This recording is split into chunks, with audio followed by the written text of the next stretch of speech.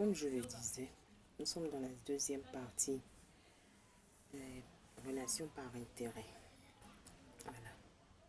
Dans cette partie, je vais un peu donner plus de détails. Je sais qu'il y a des gens qui diront, moi je ne peux pas être avec quelqu'un qui n'a pas d'argent, tout ça.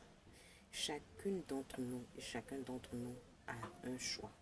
Tu as le libre arbitre. Tu es libre de décider de ce que tu veux faire. Mais il faut savoir qu'il y a le retour de karma. Si tu décides d'être avec un homme riche, il faudrait que toi-même d'abord, là, tu sois stable financièrement. Parce que les hommes riches ne marchent pas avec du n'importe quoi, ni n'importe qui. Ils sont très sélectifs en matière de femmes.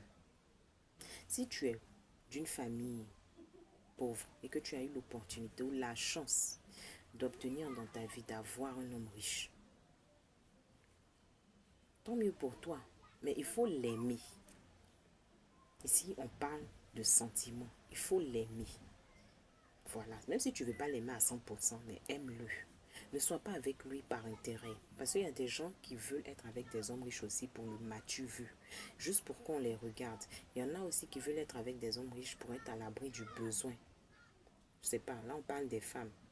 Je prends le cas des femmes qui sont issues de familles très très très pauvres et qui se dit moi en tout cas ma mère épousait un pauvre ou mon père et ma mère n'étaient pas riches, donc moi je veux pas vivre cette vie de misère là. Voilà, moi j'ai décidé d'être avec un homme qui peut m'offrir tout ce que je veux dans la vie. Je n'en disconviens pas, c'est normal, mais aime-le et rassure-toi que cet homme aussi t'aime en retour.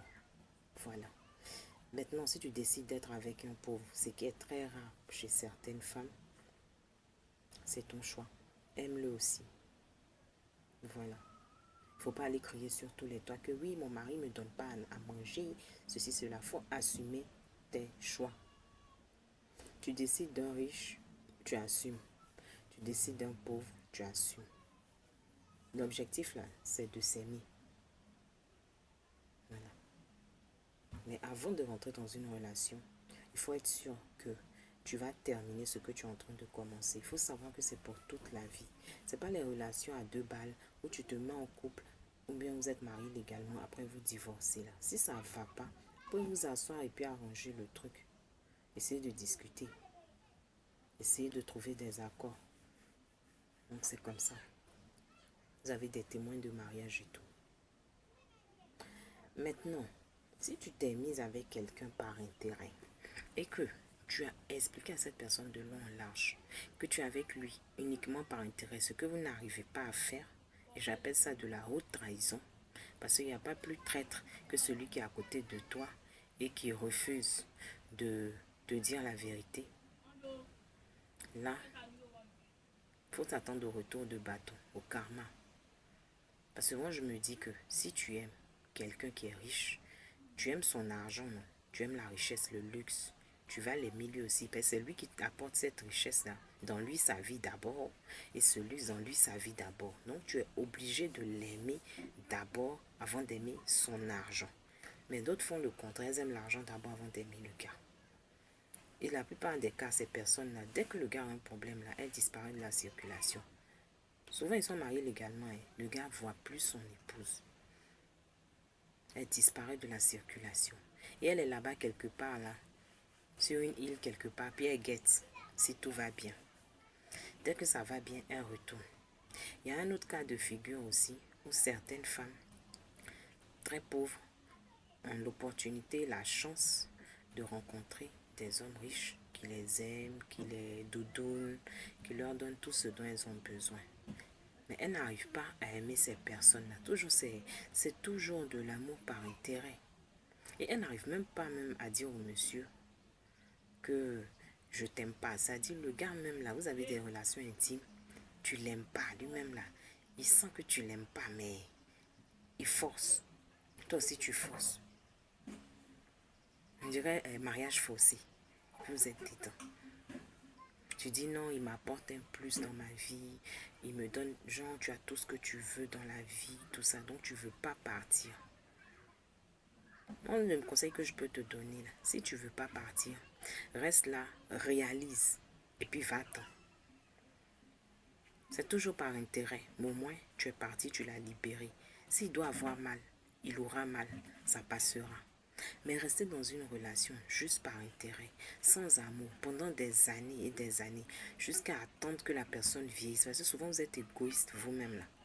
Vous attendez la personne vieillir, toute sa tête est blanche, et c'est maintenant que vous décidez à partir là. C'est une manière de... C'est un crime en fait. C'est méchant. Si toi tu étais dans ton coin tranquille, et puis le gars est venu vers toi, ah ma petite, tu me plais. Là. Faut lui dire, ah moi toi tu es trop vieux pour moi, bien toi tu n'es pas mon genre. Maintenant s'il dit non, moi il va mettre l'argent devant, qu'il veut se jouer au sugar daddy. Là c'est lui son choix.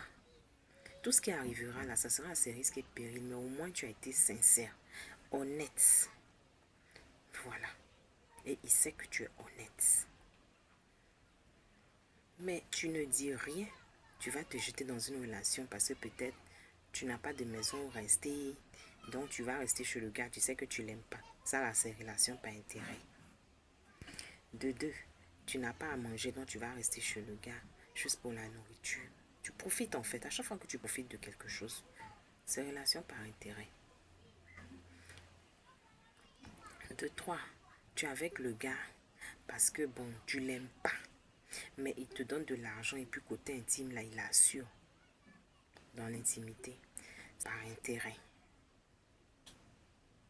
Là même, vous êtes des criminels. Parce que lui, il s'est dit, elle m'aime.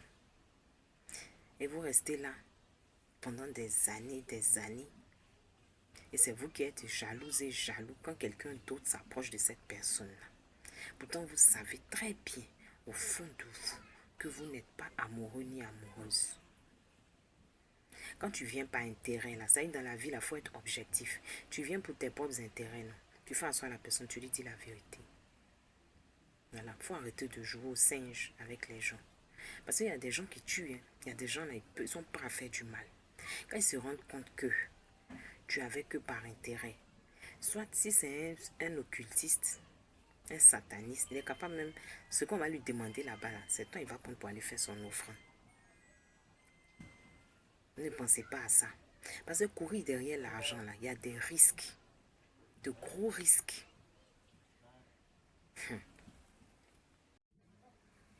Courir derrière l'argent, il y a de très très gros risques. Tu cours derrière l'argent de quelqu'un, tu ne sais pas comment il a fait pour obtenir cet argent-là. Toi, tu es là, on te donne seulement. Après, tu es là, tu pourris sur toi. Ou bien ta vie n'avance plus. Parce que le gars a pris toute ta chance. Tu assistes, tu pleures. Plus rien n'avance dans ta vie. Quand vous vous laissez comme ça, là, plus rien n'avance dans ta vie. Tu es bloqué. Tu n'arrives même plus à avoir même le minimum. Tout ce qui t'a offert là, ça se volatilise en un temps record. Ben, il y a ça aussi. Tout ça, c'est le karma. Hein. Des fois, c'est vrai, ces personnes font la magie noire. Mais c'est le karma. Bon, on dit l'argent n'a pas d'odeur. L'argent, c'est l'argent. On ne peut pas savoir ni connaître la provenance de l'argent que quelqu'un te donne. Des fois, même tu es dans la faim.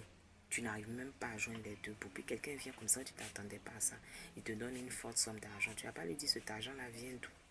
Tu es honnête, c'est vrai. Mais là, on dit ventre creux n'a pas d'oreille. Donc tu prends. À partir du moment où il veut instaurer une relation sérieuse entre vous, là, tu lui parles ouvertement. Si tu ne l'aimes pas, tu lui dis. Il ne faut pas dire non, l'amour va venir après. Au fil du temps, l'amour ne viendra pas. L'amour ne viendra pas. C'est rare que l'amour vienne. C'est rare que l'amour vienne. Très rare. Ça dépend.